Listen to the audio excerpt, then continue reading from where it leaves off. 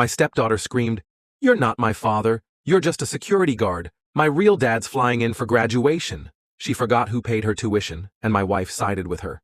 So I divorced her and walked away without looking back. Hello Reddit I+ here. I never expected my stepdaughter to love me like a father. Not really. I came into her life when she was 9. Her dad had bailed a year earlier, vanished into the ether. He was the kind of man who thought fatherhood ended with a shared DNA test. Meanwhile, I met her mom, fell hard, and within a year, we were married. I never forced anything. I was just there, picking her up from school, helping with homework, staying up with her when she had fevers. You know, the things dads do. Fast forward to senior year. She's 17. Prom queen, full-ride scholarship to a school we all worked hard for her to get into. I'm the guy who worked double shifts to cover her tuition when financial aid fell short.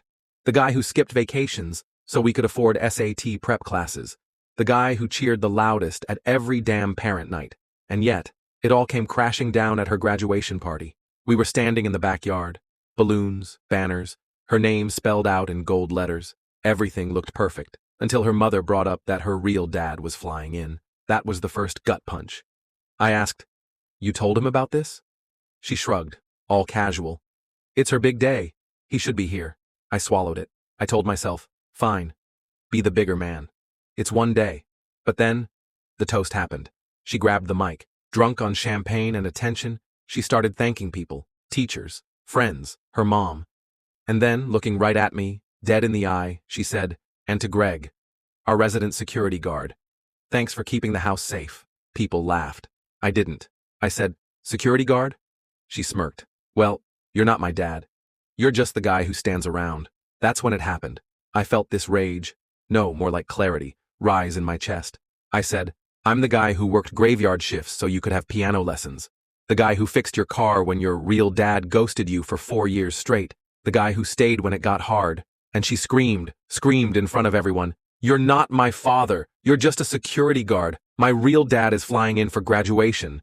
Everyone went silent. And what did my wife, her mother, do? She put her hand on our daughter's shoulder and said, "Let's not ruin her day." That was it.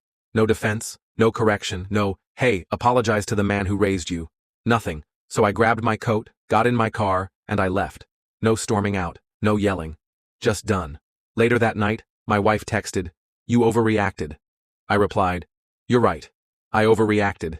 By giving a damn." The divorce was clean and quiet. We didn't have shared assets beyond the house. I signed it over, let her keep it. Let them both have it. She begged me not to do this. "We were happy," she said. "But here's the thing, I was happy. I thought we were a family. Turns out, I was just the guy who kept the lights on." 2 months after the graduation party, her real dad was gone again. Typical. But by then, I'd moved out, changed jobs, and started therapy. And therapy? Man, it opened my eyes.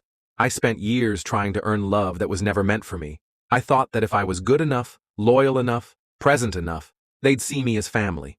But sometimes, no matter how much you give, people only see your label. Step, not blood, just a security guard. Today, I work private security for a firm that treats me like gold. I'm dating someone new, no kids, no ghosts. And for the first time in years, I sleep through the night without wondering if I'm good enough. I was good enough. They just weren't the right people.